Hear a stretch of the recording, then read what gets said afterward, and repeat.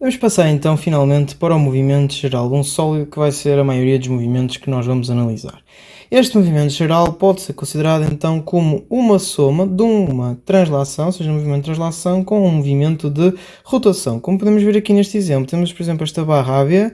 Primeiro ela vai então sofrer meio que uma translação até esta posição aqui, atravessado vermelho, e depois sofre uma rotação, neste caso com o eixo de rotação em A. Pronto, isto então vai ser o movimento geral de um sólido que, mais uma vez, repito, é a soma de uma translação ver aqui com uma rotação. O vetor velocidade para o caso do movimento geral de um sólido, e eu quero ver então a velocidade aqui deste ponto P. Primeiro vamos definir um vetor posição deste ponto P, e repara que eu estou a fazer meio que em relação a este ponto, ou seja, em relação a um observador que está fixo com o referencial S0. E vou projetar esse mesmo vetor então em S0. Eu posso dividir o vetor OP no vetor OA mais o vetor AP. Eu quero a velocidade então do ponto P, então eu vou através de derivação, vou derivar este vetor posição, e repara que eu estou a derivá-lo relativamente a um observador que está então solidário com o referencial 0.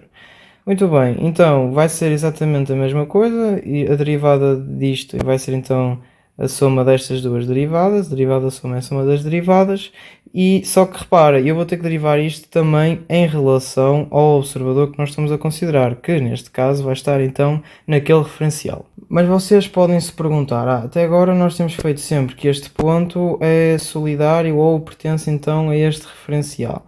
Sim, só que nós nessa altura estávamos a trabalhar, lá está, com velocidades e acelerações, mas nós podemos desenvolver isto através do teorema das derivadas relativas, e pode ter ou não um significado físico de velocidade ou aceleração. Mas lá está, os teoremas chamam-se teorema das derivadas relativas, não vem lá nenhum nome de velocidade ou de aceleração ou de cinemática, aquilo é para derivadas relativas. Então nós vamos utilizar esse mesmo teorema para perceber então o que é que nós podemos substituir aqui esta derivada.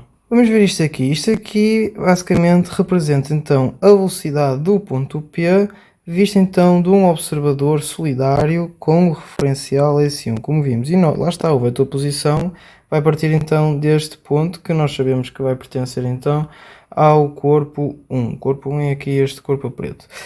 Muito bem, então nós vamos utilizar o teorema das derivadas relativas, e nós sabemos então que vai ficar assim, desta maneira, ou seja, o primeiro termo vai ser a derivada desse mesmo vetor, só que em vez do observador ser solidário com o referencial 1, o observador vai ser solidário com o referencial 0. E repara, este termo é o que nos aparece então aqui nesta expressão. Depois aqui esta parte, vocês já sabem como é que se faz. Basicamente este é o primeiro, este é o segundo, aqui na velocidade angular, e blá blá blá.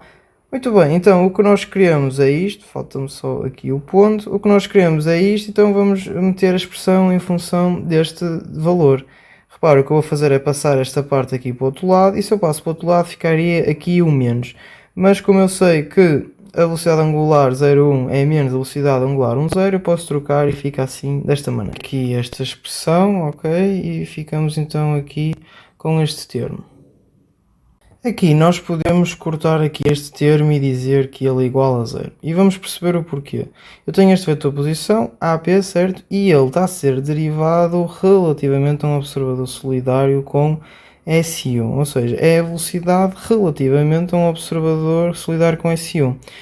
Se este ponto P também pertence a S1, ora bem, se eu sou observador, estou solidário com esse corpo.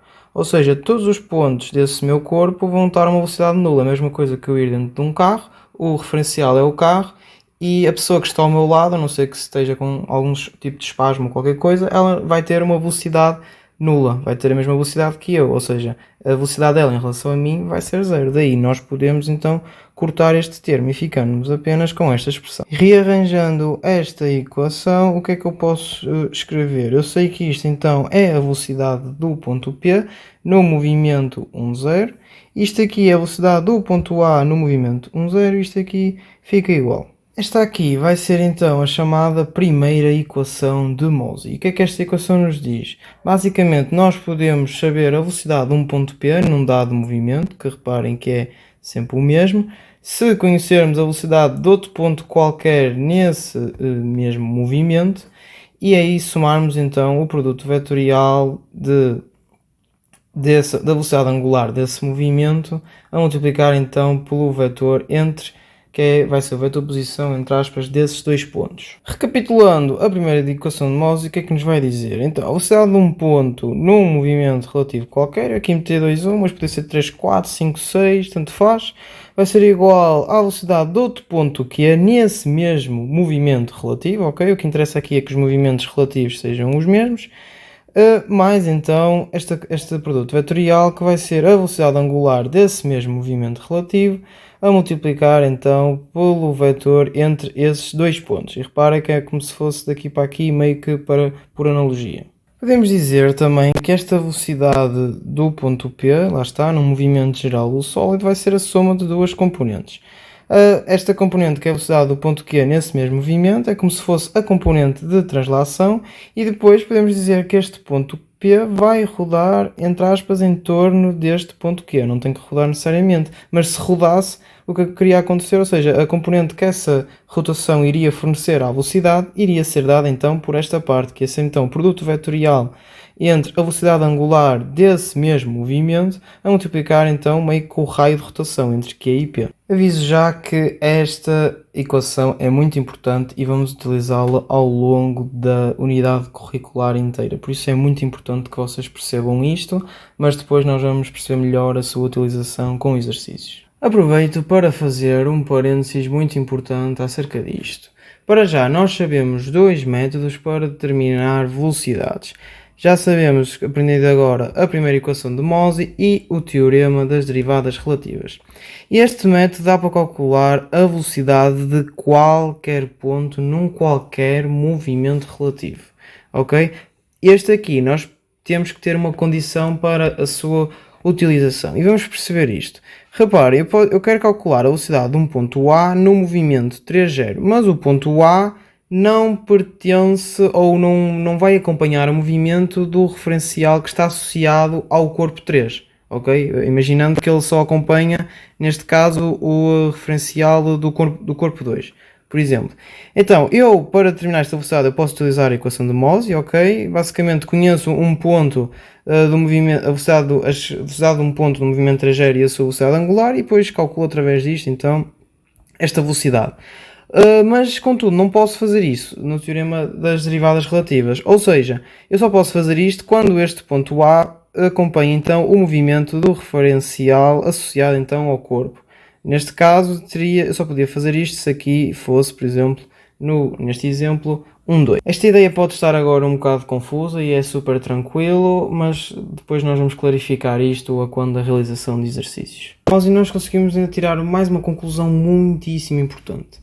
O regime cinemático de um sólido ou de um movimento relativo, num dado instante, vai ficar totalmente conhecido se conhecermos então a velocidade de um desses pontos nesse mesmo movimento ou um desses pontos no sólido, que basicamente é se conhecermos aqui este termo, e depois se conhecermos o vetor velocidade angular desse movimento, ou neste caso desse sólido. Basicamente é conhecer este termo. Este aqui normalmente nós vamos conhecer sempre, que é a geometria do problema que nos diz.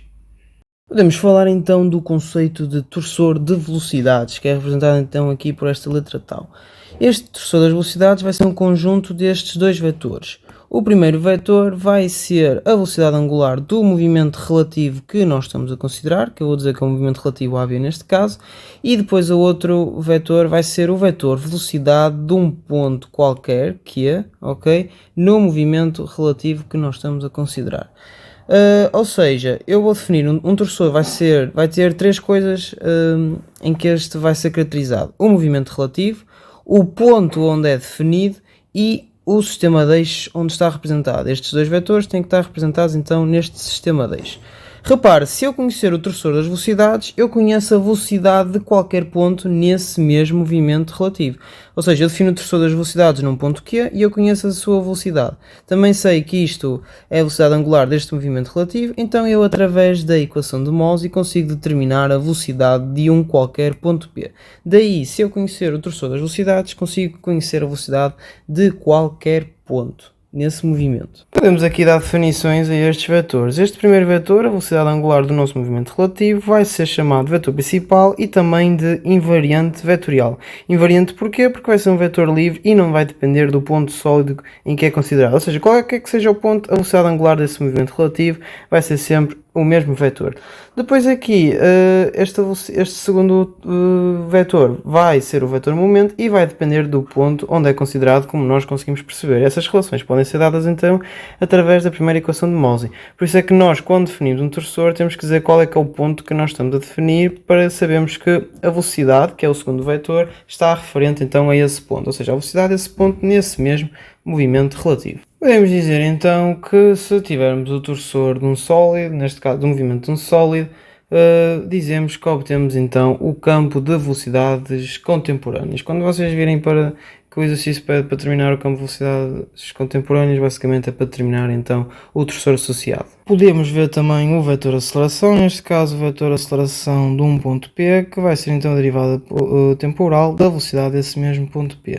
Vamos recordar aqui a primeira equação de Mozey e vamos derivar esta equação para achar então o vetor aceleração. Aqui esta fica derivada disto normal, a velocidade do ponto Q, de um ponto Q qualquer, que nós já sabemos a velocidade desse sólido, e depois aqui vai ser então a derivada do produto. Isto aqui eu sei que vai ser então a aceleração do ponto Q, esta derivada vai corresponder à aceleração angular, e isto aqui vai corresponder então a este produto vetorial. Assim, obtemos então esta expressão para a aceleração de um ponto P, conhecido então as propriedades num ponto qualquer Q. Repare, isto só vai acontecer ser igual a este produto vetorial aqui neste caso, e é um bocado parecido, idêntico àquilo que nós fizemos anteriormente para descobrir a primeira equação de Mozey. Mas não se preocupem muito com isto, o que interessa é saber utilizar a expressão final que nós vamos obter. Obtemos assim a segunda equação de Mozey. Reparem, a primeira equação de Mozey vai ser para o vetor velocidade e a segunda equação de Mozey para o vetor aceleração.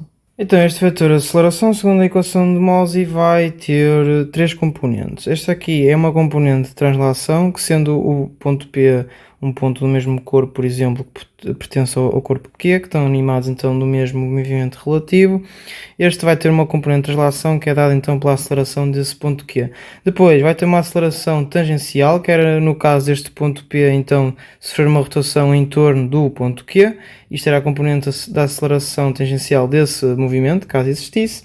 E depois uma componente da aceleração normal, que era também no caso do ponto P estar a rodar então em torno do ponto Q. Podemos ver também o campo de acelerações contemporâneas de um sólido. Ao contrário do campo de velocidades, este aqui vai ter três vetores. O primeiro vai ser a aceleração de um ponto qualquer desse sólido, neste caso vamos dizer que é o ponto Q, e depois então a velocidade angular e a aceleração angular desse mesmo movimento. É tudo neste vídeo, espero que tenham aprendido mais alguma coisa e até à próxima.